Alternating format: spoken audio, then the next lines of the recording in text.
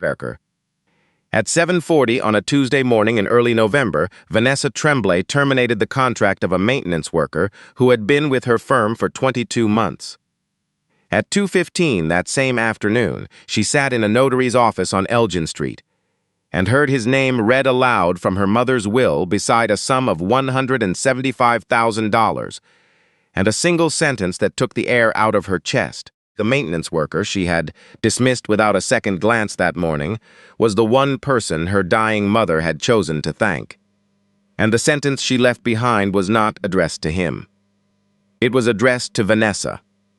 Vanessa Tremblay's mornings operated on a schedule so rigid it could have been printed on laminated cardstock and hung in a museum of efficiency. She woke at 4:50, 10 minutes before her alarm, because her body had long ago learned that waiting for permission was a waste of time. She ran 6 kilometers on the treadmill in her condo overlooking the Rideau Canal, showered in exactly 8 minutes, and dressed in one of the 9 charcoal and navy ensembles she rotated through the week. Breakfast was a protein shake consumed standing at the kitchen island while scanning her inbox on a tablet. She was out the door by 6:05. Coffee happened at the office. Coffee at home implied leisure, and leisure implied a gap she did not intend to leave open. By 6:25, she was already at her desk on the top floor of Tremblay Ogilvy Architecture, the firm her mother had co-founded 27 years ago with a partner who had since retired to a cottage on Georgian Bay. The company employed 140 people across 2 floors of a limestone building on Metcalfe Street, and had designed hospitals, libraries, and municipal buildings in every province east of Manitoba. Vanessa had taken over as managing director 4 years ago, the same year her mother stepped down, and she had grown the firm's billings by 40% in less than 3. She was proud of that number. She kept it framed in a small acrylic block on her desk beside a silver pen set that had belonged to her mother. Numbers did not equivocate. Numbers did not disappoint. That morning, she pulled up the quarterly staffing review on her screen. Names and metrics filled the columns: billable hours, task completion, attendance. She did not think of the names as people. She thought of them as functions inside a machine. And when a function failed, you replaced the part. That was not cruelty. That was architecture. You designed systems that worked, and you removed the elements that didn't. She flagged 2 names in red. One of them was Owen Ndaba. 14 floors below, Owen Ndaba had been inside the building since 5:45 minutes before his shift officially started. He always came early, not because anyone noticed, but because people in pressed slacks and Italian shoes did not want to see a man with a tool belt when they arrived. They wanted clean hallways, working lights, and the quiet illusion that the building maintained itself. So Owen made sure he was invisible before the architects poured in with their travel mugs and their earbuds and their eyes that passed through him like he was drywall. He had been a licensed electrician for 11 years, journeyman ticket, Red Seal certified, the kind of tradesman other crews asked for by name. He had worked for Beaulieu Electric out of Gatineau until the owner's son took over the business, cut costs to the bone, lost 2 major contracts, and shuttered the shop in a single quarter. Owen was 41 years old with a 9-year-old daughter named Iris, full custody since his wife left 4 years ago, and a resume that should have landed him a dozen jobs except that the trades were slow, the economy was cautious, and landlords did not care about your red seal when the rent was due on the 1st. The maintenance position at Tremblay Ogilvy was not what he had imagined for himself, but he took it with the same philosophy he applied to everything. You do the work that's in front of you, and you do it like it matters, because it does. He was replacing a ballast in the 3rd-floor corridor that morning. When a junior architect rounded the corner at speed, eyes locked on her phone, and walked directly into the stepladder. She stumbled, caught herself on the wall, looked down at her coffee-splashed blouse, then looked up at Owen with the expression most people reserve for furniture that has been placed inconveniently. Owen steadied the ladder. "Sorry about that. I put the pylon out, but it might have been hard to see from." She was already walking away, dabbing at her shirt with a tissue. Owen watched her go, then turned back to the ballast. He did not expect an apology. He had stopped expecting those a long time ago. What nobody at Tremblay Ogilvy knew, not the office manager, not the other maintenance staff, not a single person on either floor, was that Owen spent 2 evenings a week and every other Saturday studying for his building operations certification through Algonquin College's distance program. Classes ran from 7 to 10. He got home by 10:30, checked Iris's homework, read her a chapter from whatever novel they were working through that month, and was asleep by midnight. He slept 5 hours and started again. It was the reason he had been late 3 times in 6 weeks, but nobody had ever asked him why. Vanessa Tremblay was not having a good autumn. She had not had a good anything in 3 weeks, not since her mother died. Colette Tremblay had passed quietly at the Elizabeth Bruyere Hospice on a Friday evening in late October, with a nurse holding one hand and the other resting on an open sketchbook she had asked to have brought from home. Vanessa had received the call during a client dinner at a restaurant in the Byward Market. She had excused herself, stepped into the corridor beside the coat room, listened to the details, thanked the nurse, and returned to the table. She finished her entree. She closed the deal. She did not cry. Since then, she had managed the funeral with the same precision she brought to a design charrette. Venue, flowers, eulogy, reception, all delegated, all executed on schedule. Fake. What she could not delegate was the feeling that surfaced in the quiet minutes between meetings. A pressure behind her sternum, a flicker at the edge of her vision, something she refused to name because naming it would make it real, and real things required attention, and attention meant stopping. This morning, an email from her mother's notary had reminded her of the will reading at 2. She stared at the email for 6 seconds, then archived it. The timing was terrible. She had a full calendar. She resented the interruption, not because she did not care, but because caring required a kind of stillness she had trained out of herself years ago. So she did what she always did when the world pressed too close. She tightened her grip. Martin Selkirk, the head of operations, appeared at her door at 7:35 with a manila folder. Martin was a steady, unflappable man in his early 50s, the kind of person who believed that process existed for a reason and that shortcuts always cost more than they saved. He set the folder on her desk, a list of employees flagged for attendance issues. Owen Ndaba was second on the list. 3 late arrivals in 6 weeks, 1 unexcused absence. Martin recommended a formal written warning, standard procedure, documented, giving the employee a chance to explain and correct. Vanessa did not look up from her screen. "I'm not carrying someone who can't be bothered to show up. End his contract today." Martin shifted his weight. "Policy says had no issues before this." Vanessa looked at him. "Policy is what I say it is, Martin. Process it." Martin held her gaze for a moment. Then he picked up the folder and left. He did not argue further. He had worked under Vanessa long enough to know when the air in the room had turned solid. What happened next was not scheduled. It was not in any calendar or any memo. It happened because Vanessa stepped out of her office to refill her water bottle. And there, right outside the glass doors of the kitchenette, Owen Ndaba was on a stepladder, changing a fluorescent tube. She stopped. He looked down. Later, Vanessa would not be able to explain why she did what she did. Perhaps it was the notary's email still sitting in her archived folder like a stone in her shoe. Perhaps it was the need to control something, anything, on a morning when so much felt beyond reach. Perhaps it was simply that she saw a name from her red-flagged list standing right in front of her, and the distance between decision and action collapsed to nothing. She told him his contract was terminated effective immediately. She said it clearly, without softening, the way she delivered every directive, like a line drawn with a straight edge. 3 employees in the corridor heard every word. None of them moved. Owen climbed down from the ladder slowly. He looked at Vanessa, not with anger, not with pleading, but with something closer to recognition, as if he had always known this moment was out here waiting, and it had simply arrived on schedule. He asked one question. Can I finish the tube? It's halfway in. If I leave it, the fixture won't seat right and someone will have to redo the whole thing." Vanessa said nothing. Owen set his work gloves on the top step of the ladder, walked to the supply room, placed his employee badge on the shelf beside the circuit tester, and left through the service entrance.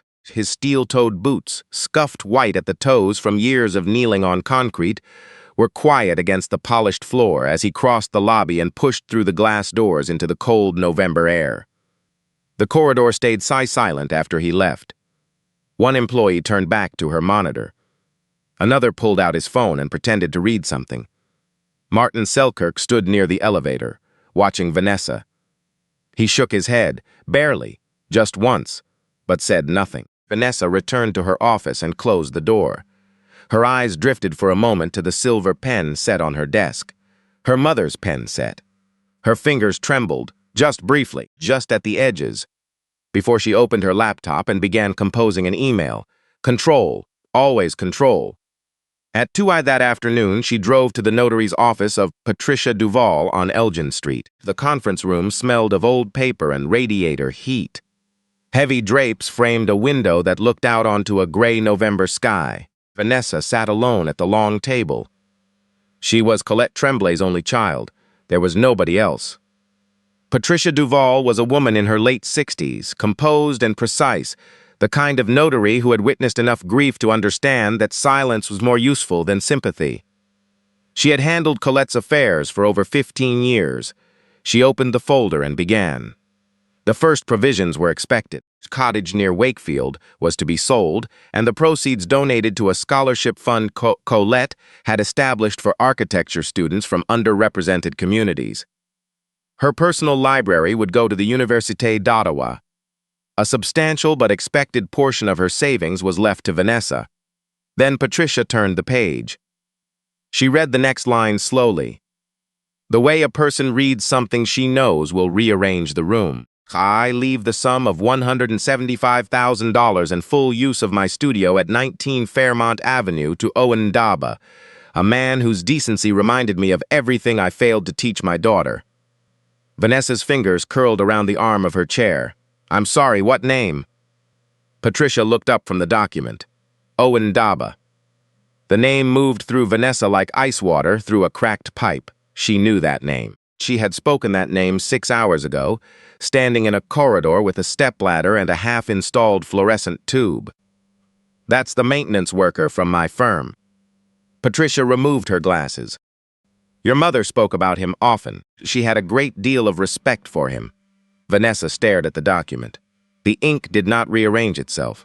The name did not change, and beneath the shock, a question began to form. She was not ready to ask, but could no longer hold at bay. Why would her mother, a woman who had built one of Ottawa's most respected architecture firms, from a basement office with a drafting table and a single phone line, leave $175,000 in her personal studio to a maintenance worker? And what did she mean by everything I failed to teach my daughter? Vanessa did not go home after the notary's office. She drove in circles for 30 minutes along the parkway, past Dow's Lake, through the glebe, down streets she could have navigated blindfolded, seeing none of it. Her mind kept returning to the same sentence. A man whose decency reminded me of everything I failed to teach my daughter. She turned it over the way you turn over a stone pulled from a riverbed, pressing against its edges, looking for the crack that would let her discard it. By the time she parked in the underground garage beneath her building, she had found one. Her mother had always been sentimental.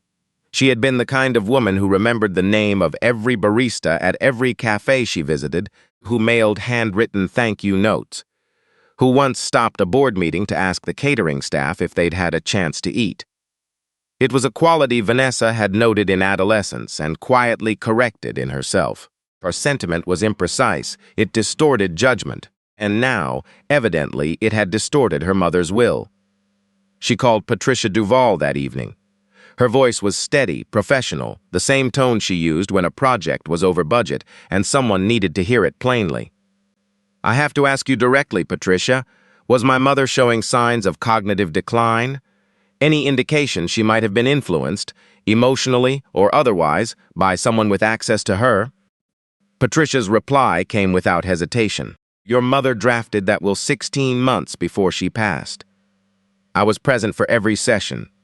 Her mind was as clear as it had ever been. I verified it personally.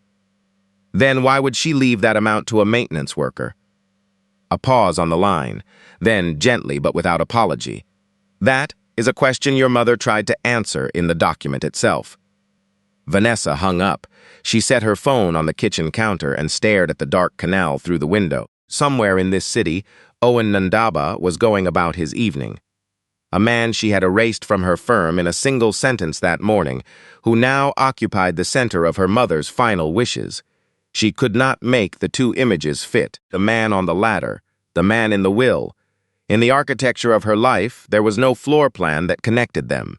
That was the flaw. Not hatred, not malice. Simply the inability to imagine that they could be the same person. She decided she would investigate, not to honor her mother's wishes, not yet, but to prove that Colette had been wrong. The next morning, Vanessa arrived at the office before 7 and went straight to Martin Selkirk's desk. She asked for Owen Ndaba's complete personnel file. Martin looked at her for a long moment before retrieving it from the cabinet. He said nothing about the timing. The fact that she had terminated the man yesterday and was now requesting his records, but his expression communicated clearly enough. File was thin. Owen Ndaba, 41 years old, hired 22 months ago as maintenance staff. Prior employment, Beaulieu Electric, Gatineau, 11 years, licensed journeyman electrician, Red Seal certified. Company closed during an ownership transition. No criminal record, no disciplinary history apart from the recent attendance flags. Under the education section, a line had been added in neat block letters. Owen's own handwriting, updated 5 months ago. He was enrolled in a building operations management certificate program through Algonquin College. Classes 2 evenings a week plus alternating Saturdays. Expected completion in 4 months. Vanessa stared at that line. It did not fit the story she had told herself. The story of a man who had settled, who lacked drive, who occupied his correct position in the system. This was a man building something, quietly, without asking anyone to see it. Martin was still standing near the cabinet. He cleared his throat and offered one additional detail, almost as an afterthought. For what it's worth, Ndaba is the only maintenance employee in 4 years who hasn't had a single complaint filed against him. He actually had 2 commendations on file. One was from the 3rd floor project team. He rewired their entire workstation cluster on his own time after a power surge. The other was from Patricia in accounting. He noticed a water stain on the ceiling above her desk, traced it to a leaking HVAC condensate line, and fixed it before it caused any damage. He filed the work order after the fact. Vanessa closed the folder without responding, but something had shifted. A hairline crack in the wall she had built overnight, and she could feel the pressure behind it. Small, persistent, impossible to ignore. The file told her nothing about how Owen knew her mother. For that, she would have to go somewhere she had been avoiding. She drove to her mother's house that afternoon. It sat on a quiet crescent in old Ottawa South, a 2-story red brick with a wraparound porch and a garden that Colette had tended every summer for 30 years. Vanessa had grown up in this house. She had learned to ride a bicycle on that sidewalk, had done homework at the dining room table, had left for university with a suitcase and a certainty that she would build something bigger than what she was leaving behind. She had been right about that. She had also been wrong about what she was leaving behind. The house smelled the way it always had. Cedar, old paper, and the faint turpentine sharpness that clung to everything near her mother's studio. Kitchen table still bore the ring stains from decades of coffee mugs.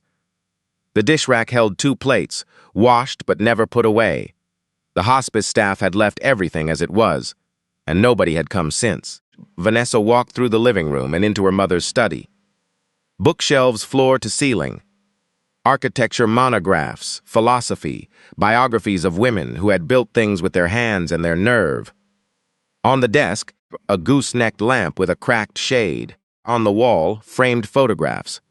Colette at the groundbreaking of the new wing at CHIO, Colette receiving her Order of Canada, Colette at the firm's 20th anniversary gala in a dress that never quite fit her right. And then on the shelf beside the window, one more photograph. It showed Colette standing in the backyard studio, smiling. Not the composed smile of a posed portrait, but a real one, open and unguarded, toned. Next to her stood a man in a work shirt, holding one end of a wooden drafting table they had apparently just finished building together. The man was Owen Ndaba. Vanessa picked up the frame. Her hands were shaking. It was the only photograph on the shelf where her mother looked like that. Every other picture showed a woman performing her role. Architect, philanthropist, civic figure. This one showed a woman who was simply happy. A knock came from the front door. Vanessa set the frame down and walked to the entryway. The woman on the porch was in her early 70s, stout and direct, with cropped gray hair and a down vest over a flannel shirt. She introduced herself as Doreen Faulkner. She lived 4 houses down and had noticed the lights were on. "I knew your mum," she said, stepping inside without waiting. "Knew her going on 20 years. She used to bring me tomatoes from that garden out back every August. Best tomatoes in the neighborhood, not that I'd ever tell her that to her face. She was smug enough about them already." Vanessa offered her a seat at the kitchen table. She did not want company, but she needed answers, and this woman might have them. When Vanessa asked about Owen Ndaba, Doreen's face softened. "Oh, Owen. Yes, he moved into the area about 4 years ago, rented a place over on Sunnyside, one of those basement apartments near the canal. Your mum met him by accident. She was carrying a load of old drafting boards out to the recycling, lost her grip on the porch steps, and the whole lot went sliding across the walkway. Owen was passing by with his little girl, Iris, sweet kid, quiet, and he stopped to help. Picked up every board, stacked them in the garage, wouldn't take $1 for it. Your mum offered him coffee. He said yes, and that was it." Doreen shrugged, as though the simplicity of it explained everything. They just became friends. He started coming around on Saturdays. Colette was teaching him woodworking. She'd picked it up after she retired. You know, wanted to work with her hands again, after all those years of working with her head. Owen fixed the wiring in the studio, redid the knob and tube in the basement, replaced the porch light that had been flickering for 2 years. They'd cook dinner, watch the Senators game, argue about which pizza place on Bank Street was better. Your mum loved having someone around. Doreen looked at Vanessa with an expression that was not unkind but not gentle either. It was the expression of a woman who had outlived her patience for comfortable lies. "Your mum was lonely, sweetheart, especially after you got too busy to visit. Owen didn't replace you. Nobody could do that, but he was here. And sometimes being here is the whole thing." Vanessa said nothing. She pressed her fingernails into her palms beneath the table and waited until Doreen left before returning to the study. She found the journal in the second drawer of her mother's desk. It was a moleskine notebook, pages filled with Colette's angular handwriting, the same hand that had drafted award-winning blueprints for 30 years. She turned to the entries near the end. One entry, written on a Saturday in September, described a visit from Owen. "Owen came by today with Iris. Fixed the dryer vent I've been meaning to call someone about for 3 months. I offered to pay him, and he refused. He said, 'You taught me how to build a proper joint, Mrs. T. That's worth more than a dryer vent.' This is the kind of man I wish my daughter knew how to see." Another entry from October was longer. "Owen told me something today I can't stop thinking about. He said a woman at the office. Not a manager, just someone in business clothes. Told him to use the service elevator instead of the main one because a client was visiting, and she didn't want them to get the wrong impression. Owen wasn't angry when he told me. He just smiled and said, 'Every elevator goes to the same floor, Mrs. T.' I laughed when he said it, but later I couldn't sleep. I kept thinking about my firm. I kept wondering if Vanessa is running the kind of place where a man like Owen gets pushed into the freight elevator and told its procedure." Vanessa turned the page. Her throat was tight. The next entry stopped her cold. It was dated late October, 2 weeks before Colette was admitted to hospice. I want to tell Vanessa that Owen works at her firm, that she should know there is a good man in her building. But I know my daughter. She would say, "Mayman, you're friends with my maintenance guy?" And the way she would say maintenance guy would break my heart. Vanessa closed the journal. She pressed her hand flat against the cover as though she could hold the words inside, but they had already reached her. Every one of them. She understood now how Owen had come to work at Tremblay Ogilvy. Colette had not arranged it, not directly, cloned. When Beaulieu Electric closed and Owen could not find steady work, Colette had simply mentioned the firm was hiring maintenance staff. Owen applied on his own, was hired on his own, and when he arrived on his first day and saw the framed portrait of Colette and Vanessa in the lobby, he understood whose company he was working for. He never mentioned it. Not to Colette, not to anyone. Because he had come to work, not to ask for favors, and Colette, watching from a distance, had said nothing either. Because she knew that telling Vanessa would only confirm what she already feared. That her daughter would not see Owen as a person. She would see a title, Vanessa's. Sat in her mother's chair surrounded by the things Colette had touched, the books she had read, the air that still smelled faintly of turpentine. She thought about the last Thanksgiving she had promised to come home for. She had called 3 days before to cancel. A client presentation. Something about a hospital expansion in Hamilton. Something that had seemed important enough at the time to justify the words, "I'll come for Christmas instead, Maman." Colette had said, "Of course, Cherie, I understand. Work comes first." Her voice had been calm. Vanessa had taken it as understanding. Now she realized it was not understanding. It was the quiet acceptance of a woman who had stopped expecting her daughter to choose her. She replayed the morning in her mind.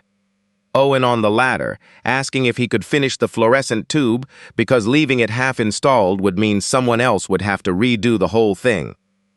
That was not weakness. That was a man who cared about his work down to the last detail, even as it was being taken from him. And she had not even answered. The question in her mind shifted. It was no longer, why did my mother leave money to this man? It had become something harder, something that cut closer to the bone. Why am I the kind of person who would dismiss a man like that without a second thought? She found the envelope in the back of her mother's studio, tucked inside a wooden box on the workbench between a set of chisels and a tin of linseed oil. The envelope was unsealed. On the front, in her mother's handwriting, "Pour Vanessa, quand le moment viendra." She opened it. The letter inside was dated 7 months before Colette's death. Her mother's handwriting was steady on the first page, the letters carefully formed the way Colette always wrote when something mattered more than usual. She told Vanessa that she knew she would not understand the will. She knew she would be angry. She knew she would look for reasons to dismiss it. Question her mother's judgment, her clarity, her motives. She knew all of this because she knew her daughter. She had watched Vanessa become who she was, and she loved her for her strength, even as she grieved for what that strength had cost. She wrote about Owen. "Owen does not need my money to be a good man. He was a good man long before he met me. But I want him to have a chance. This world keeps finding reasons to deny him. Not because he lacks skill. He is one of the most capable people I have ever known, but because people look at him and see only the uniform." Then the letter turned toward Vanessa directly, and the words arrived like stones dropped into still water. "I know you have already met Owen. You may not have realized it because you look at people the way you look at floor plans. You see function and placement, not the lives being lived inside the walls. I love you, Vanessa, but I am afraid you are becoming the thing I spent my whole career trying not to become." The final line sat alone at the bottom of the page, separated by a deliberate space. If you are reading this and you feel angry, then I was right. If you are reading this and you feel something breaking, then there is still time. Vanessa set the letter on the workbench. She looked around the studio. The hand tools on their pegboard, the half-finished stool clamped in the vise, the sawdust that still dusted the floor. Somewhere in this room, her mother and a maintenance worker had built things together with their hands, while Vanessa was across the city, building something else entirely. She did not cry. She did not shout. She sat on the workbench stool and felt, for the first time in her adult life, completely disconnected from the person she had believed herself to be. The silver pen set on her office desk, the one she had kept as an accessory, suddenly meant something different. It was not a decoration. It was her mother still drafting, still sketching, still hoping her daughter would learn to read the blueprint. Vanessa drove home that night and for the first time in years did not open her laptop. She did not check her email. She did not review the next day's calendar. She sat in the dark living room of her condo, 22 floors above a city that was still running, still measuring everything into utilization rates and deliverables, and she looked at the life she had built. Every contract won, every quarterly record, every decision she had been proud of. She had built all of it on a system she was only now beginning to see. A system that sorted people into categories before they ever spoke a word, that called itself merit-based while quietly ensuring that certain people never got close enough to demonstrate their merit. A system she had not invented but had inherited, refined, and enforced without ever questioning it. And that morning, she had used that system to erase the one person her mother had respected most inside the very firm her mother had built. She had not made a mistake. She had fulfilled a prophecy. She had become the thing her mother feared in the exact place her mother had hoped she would be different. 2 days passed. Vanessa did not go to the office. Martin called twice the first day and 3 times the second. She let every call go to voicemail. Her inbox filled with subject lines marked urgent. Client updates, invoicing approvals, a board member requesting a callback. She opened none of them. She spent those 2 days on the couch with her mother's letter on the coffee table.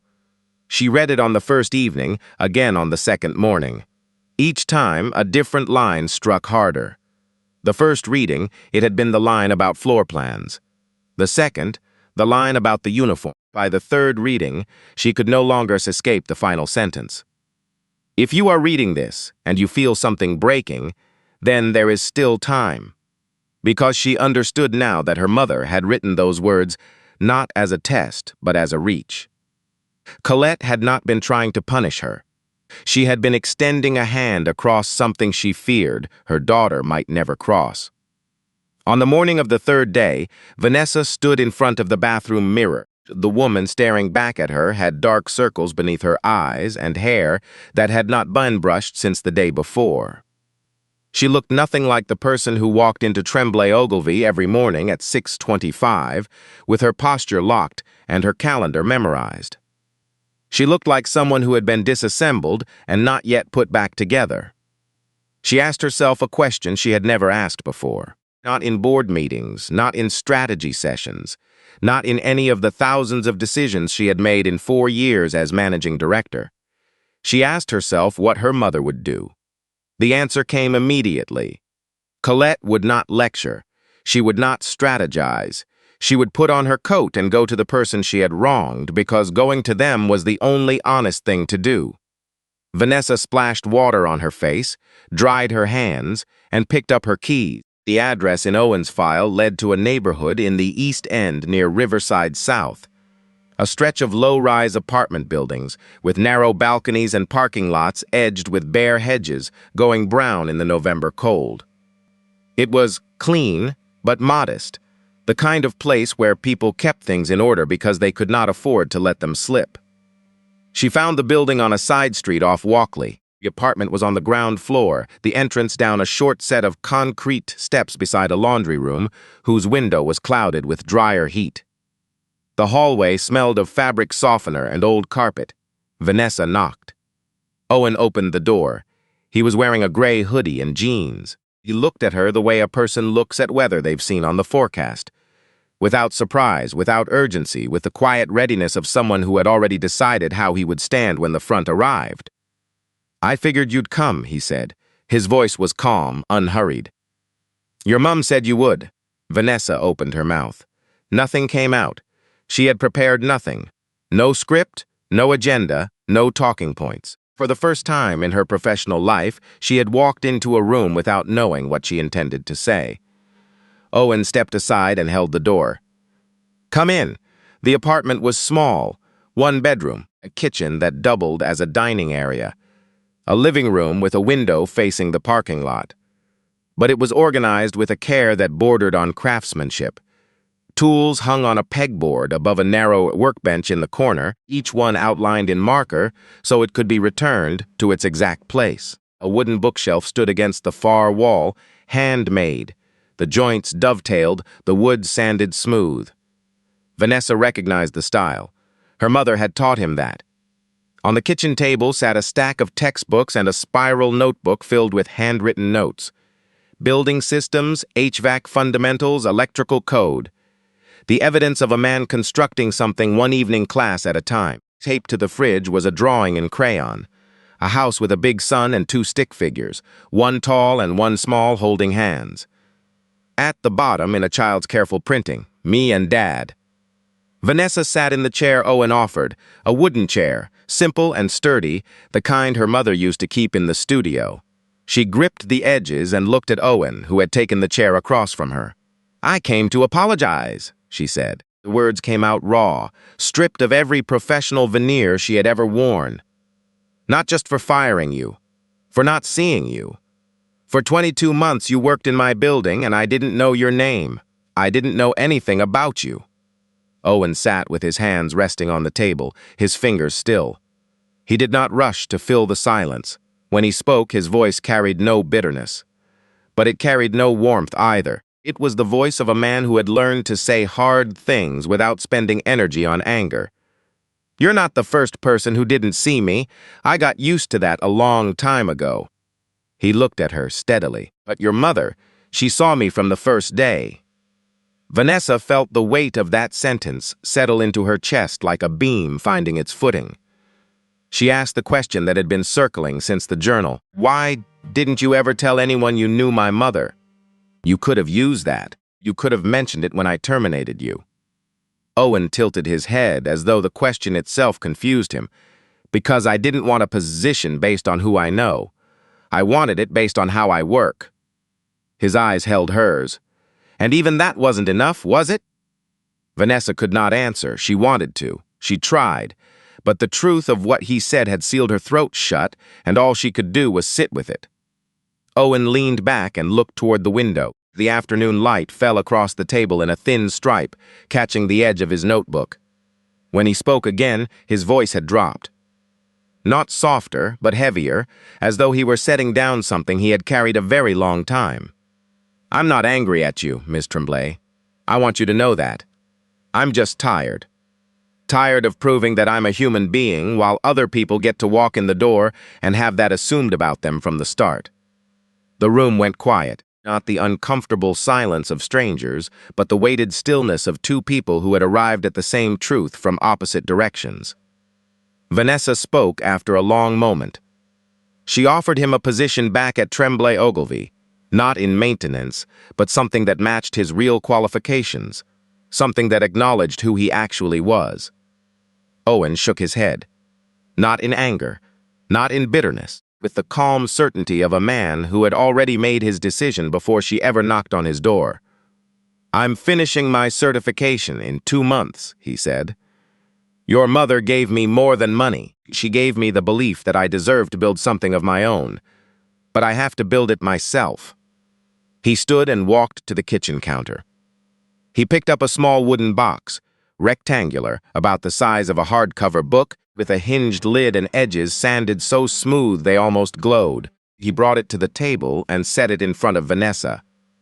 "Your mom made this for you, in the studio. She finished it a few weeks before she went into hospice. She was going to bring it to you, but she ran out of time." Vanessa opened the lid. Inside, resting on a piece of dark felt, was a photograph. It showed a woman in her early 30s. Her mother, young and bright-eyed with her hair tied back in a kerchief, holding a little girl on her lap at a drafting table. The girl was laughing, a pencil in her fist, scribbling on a sheet of tracing paper with the unrestrained joy that exists only before the world teaches you to measure it. Vanessa turned the photograph over. On the back, in her mother's handwriting, faded but legible. "Ma petite architect, don't forget to design rooms big enough for people to be human in." She held the photograph with both hands and pressed it against her chest. She could not speak. She could not move. Colette Tremblay had known her daughter would come to this apartment. She had told Owen as much, not with certainty, but with the stubborn hope of a mother who never stopped believing her child could change. "She's not a bad person, Owen," Colette had said one Saturday in the studio while the lacquer dried on a shelf they'd built together. "She's just lost. And sometimes lost people need someone to stand still so they can find their way back." Owen had stood still, and Vanessa had found her way. She returned to Tremblay Ogilvy the following morning. The receptionist startled. Two associates in the corridor stopped mid-sentence. She walked past them without explanation, went straight to her office, and called Martin Selkirk in. He stood in front of her desk the way he always did, hands clasped, posture measured, waiting. "Starting today," Vanessa said, "every personnel decision goes through you first, no exceptions, including decisions from me." Martin studied her face for a moment. He did not smile. He did not congratulate her. He simply nodded, picked up his folder, and walked out. He knew Vanessa well enough to understand that this was not a performance, it was a correction. And corrections did not need applause. Over the following weeks, Vanessa began making changes. Not with grand announcements or firm-wide memos, but with the small, deliberate adjustments of a person who was learning to see what she had spent years overlooking. She revised the termination policies to require a mandatory review period before any dismissal. She established a support fund for employees facing personal hardship, not charity, but a bridge for people who needed time without losing their livelihood. She began walking through the building in the mornings, not to inspect, but to learn the names of the people who cleaned the floors, maintained the systems, and kept the lights on in the building she worked in every day. She was still Vanessa, still sharp, still demanding. Still the kind of leader who expected results and held people accountable. But she had come to understand something her mother had known all along, that efficiency without humanity was not leadership. It was machinery, and machines did not build firms worth inheriting. People did. 5 months later, Vanessa was driving along Bank Street on a gray April morning when she passed a small commercial unit she had never noticed before. A new sign hung above the entrance, freshly painted, the letters clean and bold against a dark green background. Ndaba Building Services. She pulled to the curb and looked through the storefront window. Inside, Owen stood in a button-down shirt at a desk with a clipboard, talking to a young employee. The office was modest. A couple of desks, a filing cabinet, a whiteboard on the wall with a schedule written in dry erase marker. Small, but his. Owen looked up and saw her through the glass. For a moment, neither of them moved. Then he nodded once. A quiet, steady acknowledgement. Not the nod of a man walking away from something. The nod of a man who had arrived. Vanessa nodded back. Then she put the car in drive and pulled away from the curb, and the true measure of a person was never printed on an employee badge or etched into an office door. It was found in the way you treated the people you believed could do nothing for you at all.